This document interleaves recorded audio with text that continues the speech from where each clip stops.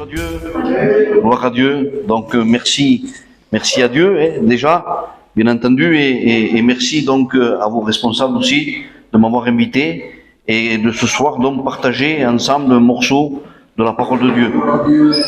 Nous allons voir un texte que nous connaissons. Si je vous dis Bartimée, vous connaissez, on connaît, et c'est bien de connaître ces passages bibliques, merci Seigneur, mais il ne faudrait pas se tromper par des faux raisonnements non plus, en croyant connaître, et c'est parfois ce qui arrive quand on dit je crois,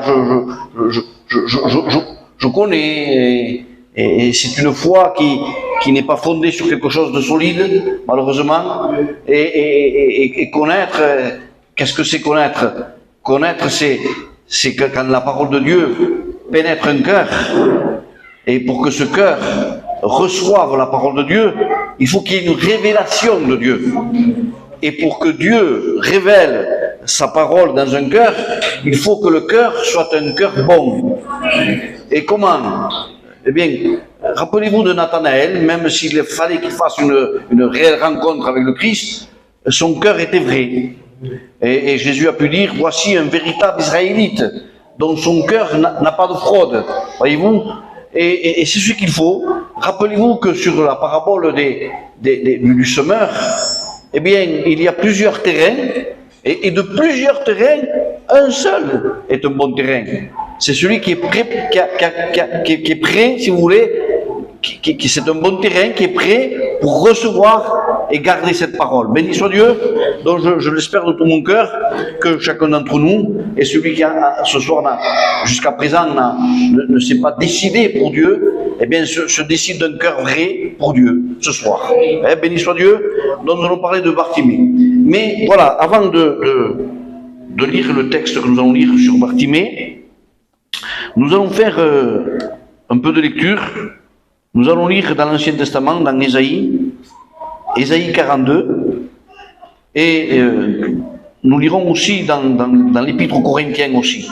Ce sont deux textes qui vont se complémenter par rapport à cette histoire qui est arrivée donc à Jéricho, l'aveugle Bartimée.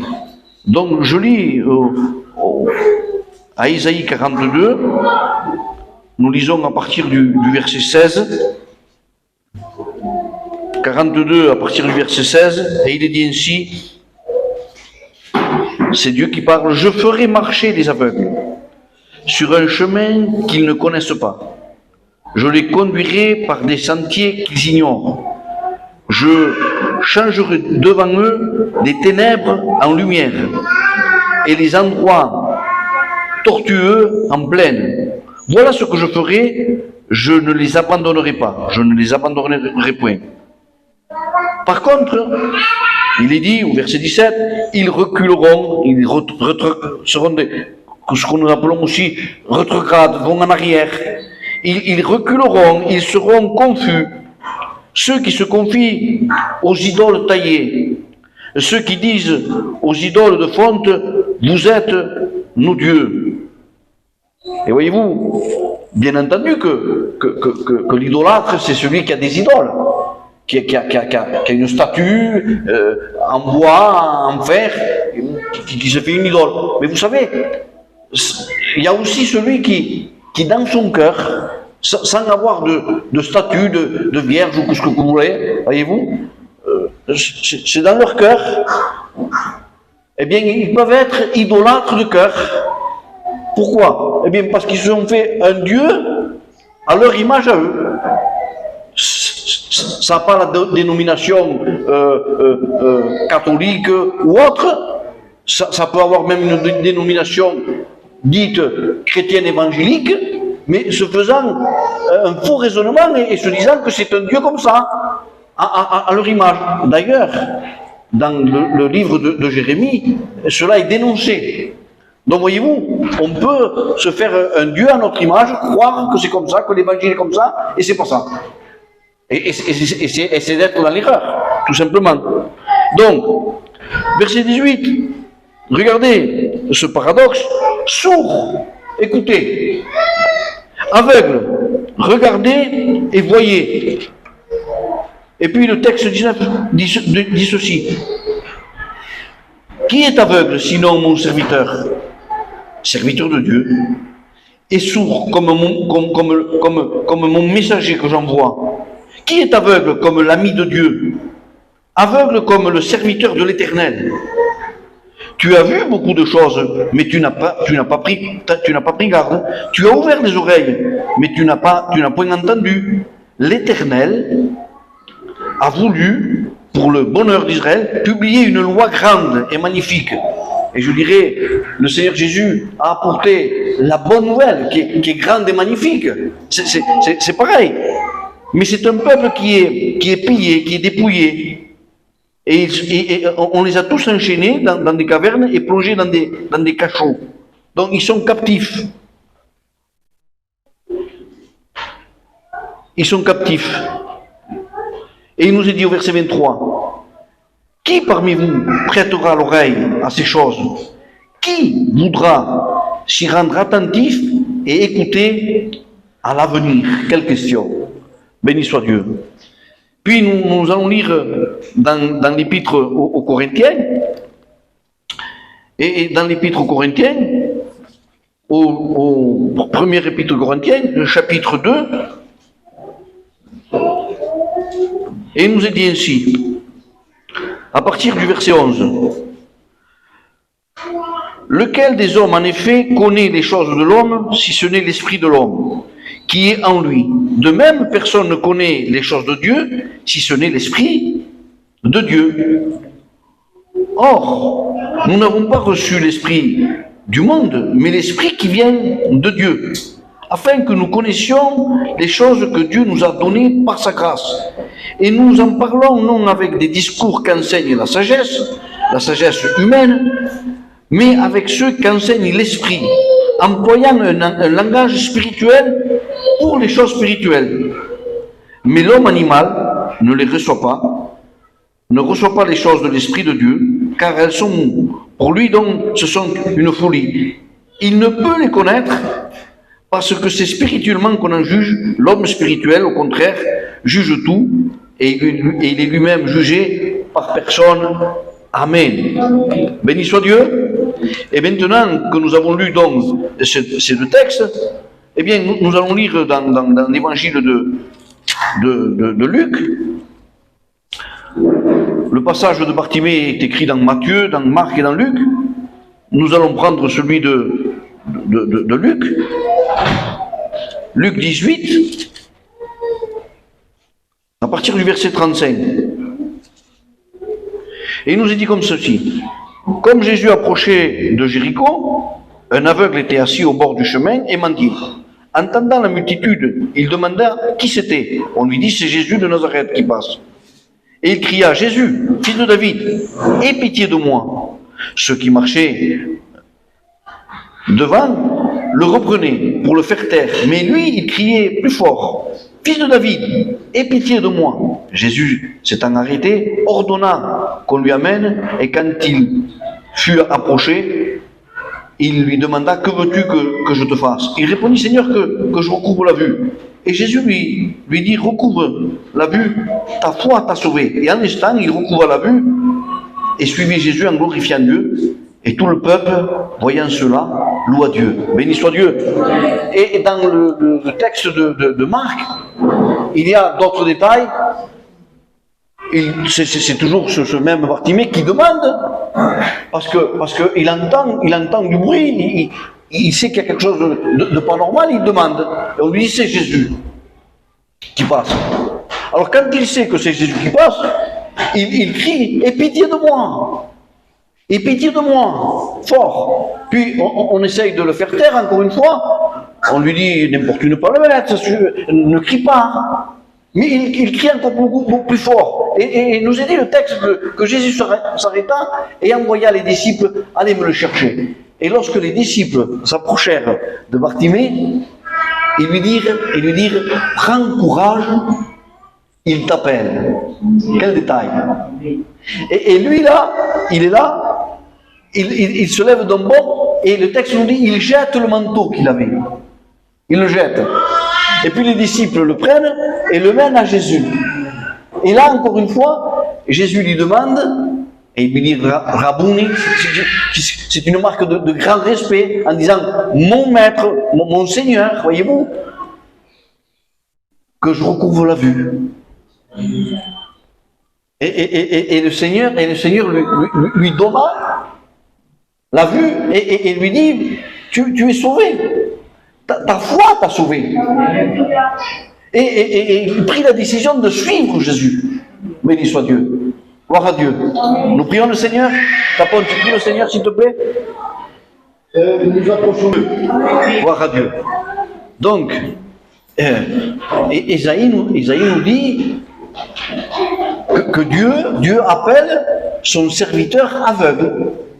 Celui qui l'envoie aveugle. Et puis il va dire aussi à ceux qui voyaient, vous voyez, vous avez vu, vous avez entendu, mais vous n'avez pas fait cas. Et c'est exactement ce que Jésus a dit à des équivalents aujourd'hui de chrétiens, baptisés, même de serviteurs, voyez, c'est-à-dire des personnes qui connaissent l'Écriture.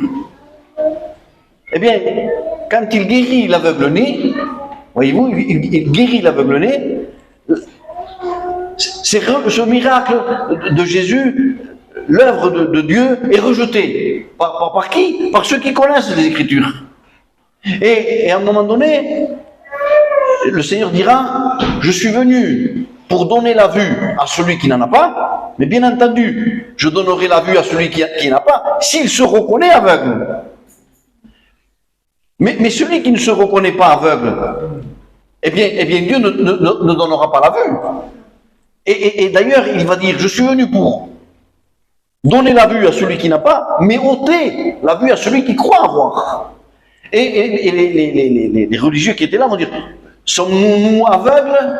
Parce qu'ils avaient compris que c'était pour eux. Sommes-nous aveugles, nous? Et le Seigneur dit, si vous seriez aveugles, vous n'auriez pas de péché. Mais maintenant, vous dites, vous voyez, et votre péché subsiste. Voyez-vous? Donc, que c'est terrible de dire, moi je crois, moi je connais, moi ça fait tant de temps que je viens à la réunion, j'avais un parent qui était pasteur ou chrétien, certains même peuvent dire, je suis même baptisé depuis tant de temps. C'est pas ça qui va faire que le Seigneur te sauve, que tu es en règle devant Dieu, c'est pas ça. Et ce que je dis, on pourra le comprendre si notre cœur s'humilie et cherche la volonté de Dieu, cherche la vérité. Celui qui est de la vérité aime la vérité, béni soit Dieu. Ça peut nous contredire. À moi, quand je ne connaissais pas bien les choses de Dieu, j'ai entendu des choses qui n'allaient pas dans mon sens, dans ma chair. Ça contredisait ma chair, ça ne l'intéressait pas. Mais au fond de moi, je savais que ce que le serviteur disait, ou le chrétien disait, c'est vrai, ça ne m'intéresse pas dans ma chair, ça ne convient pas à ma chair, mais ce qu'il dit, c'est vrai. Et donc, celui qui aime la vérité, qui est au contact de la lumière, doit être intéressé par ça, béni soit Dieu, se reconnaître. Et c'est ce texte-là que nous dit Ésaïe, mon serviteur qui est aveugle. Pourquoi il est aveugle? Pourquoi? Parce qu'en réalité, nous avons besoin que ce soit lui qui nous éclaire, qui nous parle et qui nous révèle sa parole. En réalité, nous, de nous-mêmes, on peut pas connaître ni savoir. Le savoir vient de Dieu. L'omniscient, c'est lui. Et il faut qu'il y ait, eh bien, cette humilité pour que nous disions, nous, Maître, c'est toi qui vas me guider.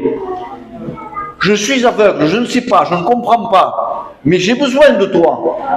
Et quand c'est sa lumière qui nous éclaire, et non pas la nôtre, voyez-vous, à ce moment-là, nous serons dirigés, conduits par Dieu. Béni soit Dieu. C'est tout simplement que nous avons besoin, nous reconnaissons que nous avons besoin d'être éclairés par lui, et il nous éclaire. Et c'est pour ça qu'il est dit, aveugle, voyez, sourd, entendez. Ça, c'est le miracle de Dieu, ça. Béni soit Dieu. Alors, nous voyons là que ce n'est pas la sagesse humaine, nous dit Paul, C'est pas un discours persuasif, c'est pas des belles paroles. Nous pouvons inviter qui vous voulez. Il peut y avoir une multitude de personnes, mais il y aura peu de personnes, en réalité, qui vont se donner à Dieu. Pourquoi? Parce que c'est pas... Merci Seigneur pour les ministères, mais la parole n'est pas loin. Il y a un texte qui dit la parole n'est pas loin. La parole est près de toi. La parole est dans ta bouche. Qu'est-ce que ça veut dire? Mais parce que si tu es prêt et que tu fais une prière à Dieu, que tu pries de tout ton cœur à Dieu, comme Nathanaël a pu le faire, à seul, que personne ne le voyait, mais Dieu le voyait. Eh bien sûr que Dieu peut se servir de quelqu'un pour nous parler, mais pas besoin d'un ange, pas besoin de faire venir quelqu'un du fin fond de l'Espagne, c'est pas ça. Dieu, s'il veut, eh bien, il se révèle à nous, et si vous voulez, les réponses, les questions plutôt, qu'on se pose, qu'on ne sait pas, qu'on demande à Dieu, les réponses mêmes peuvent venir de nous-mêmes. Mais comment? Par ta bouche. Dieu est capable de se révéler à nous et de nous faire comprendre les choses de Dieu. Comment? Par révélation de Dieu. Seigneur, je ne comprends pas, mais Seigneur, mais est-ce que tu veux vraiment savoir? Mais pourquoi faire tu veux savoir? Béni soit Dieu. Parce que j'ai besoin, parce que je reconnais que je suis aveugle. Et là, dans ce qui s'est passé à Bartimée, est-ce que Bartimée était sûr qu'il était aveugle? Est-ce que lui le savait? À 100%, il le savait, lui. Bartimée savait à 100% qu'il était aveugle. Ce jour-là, il s'est levé. Il s'est levé comment? Aveugle. La pensée qu'il avait, c'était quoi? C'était la pensée d'un aveugle. Son travail, c'était quoi? C'était le travail d'un aveugle. Ce jour-là, il a pris ses affaires d'aveugle. D'ailleurs, son manteau, c'est important. Le manteau de Bartimée était très, très important parce que non seulement c'était quelque chose qui était personnel et dont il en avait besoin, mais c'était aussi le manteau. Il pouvait même l'hypothéquer. Vous voyez, un jour qu'il n'aurait pas eu de travail, ou s'il n'aurait pas pu mendier, il n'aurait rien pu avoir pour manger, eh bien, le Lévitique nous dit, c'est le manteau de l'aveugle.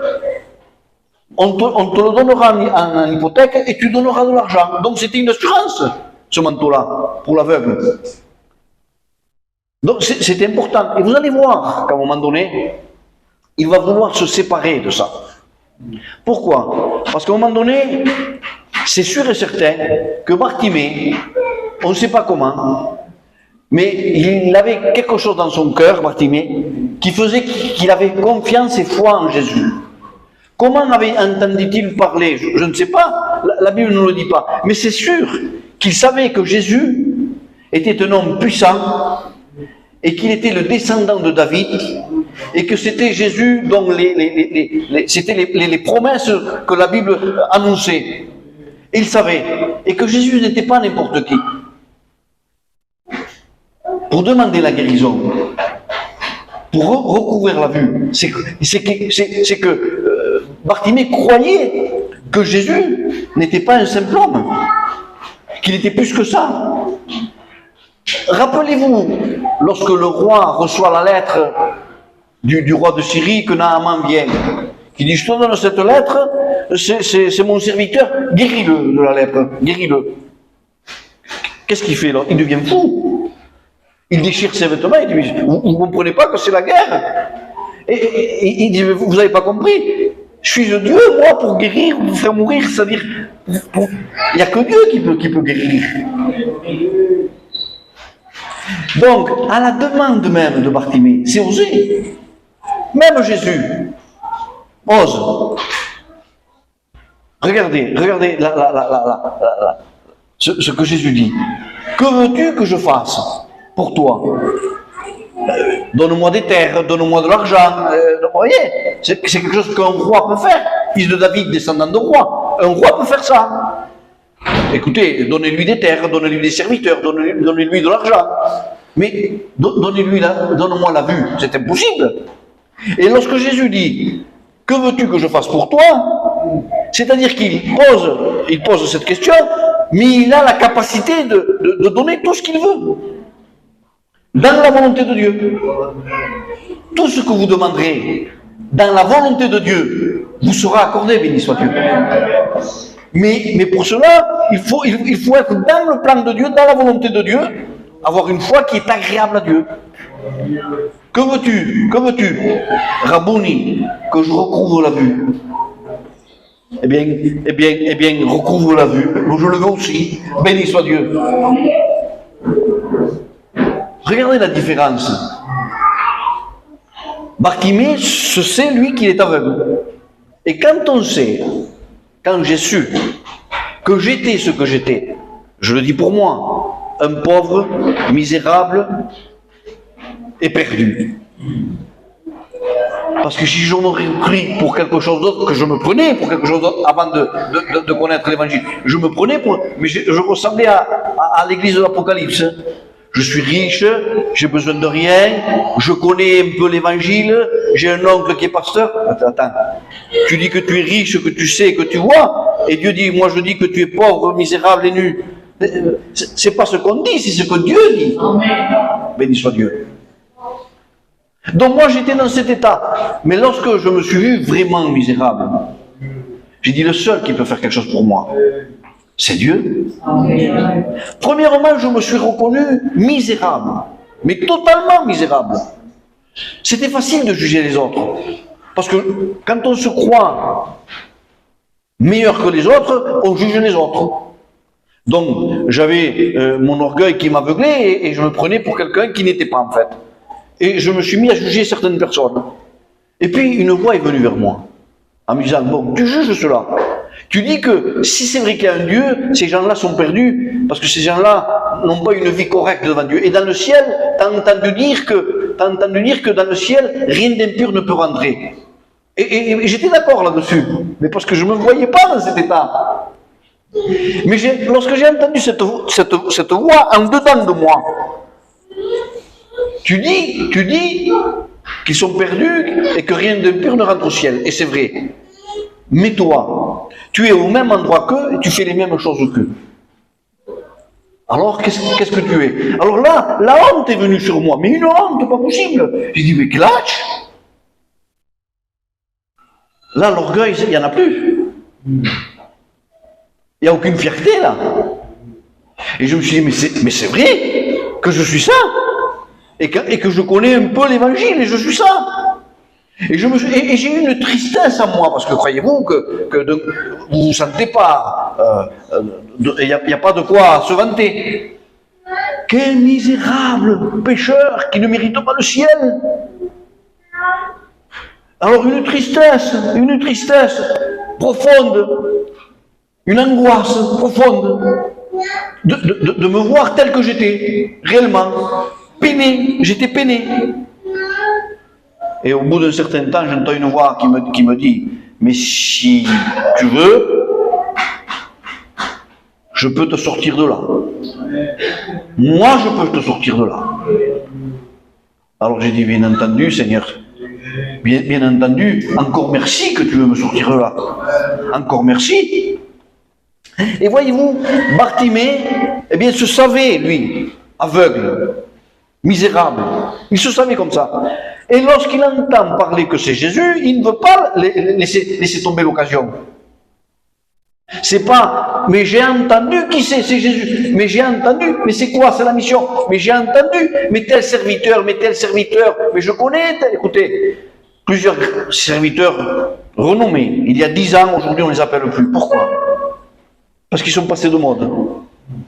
On dit, je l'ai entendu, il faut un nouveau. Vous ne savez pas qu'il faut des nouveaux? Qu'il y a toujours un nouveau, qui apprend des choses nouvelles, ou qui a un autre style? Mais ça, c'est la sagesse des hommes. Ce qui compte, c'est pas un langage persuasif humain. Paul savait prêcher. Et il dit, je suis venu à vous avec tremblement. Mais pourquoi? Parce que mon discours ne repose pas sur mes paroles, mais je dois apporter le mot de Dieu.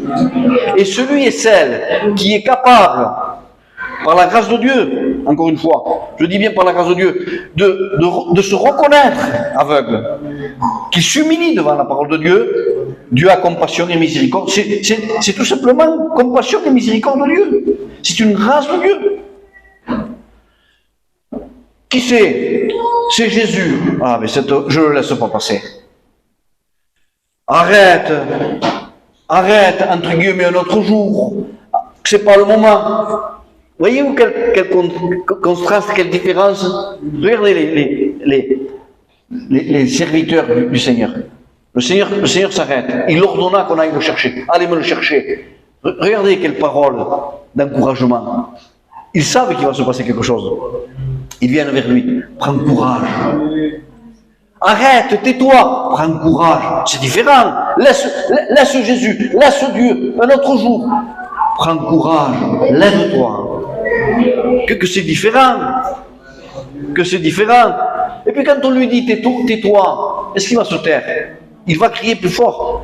Vous savez, lorsque ce jour-là, moi, personnellement, j'avais fait cette expérience avec Dieu, cette rencontre avec Dieu, je voulais de tout mon cœur aller aux réunions.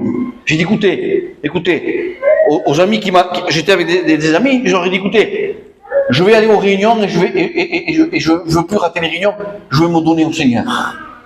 Pour que ma vie change, parce que Dieu me donne une nouvelle opportunité, quelque chose de nouveau.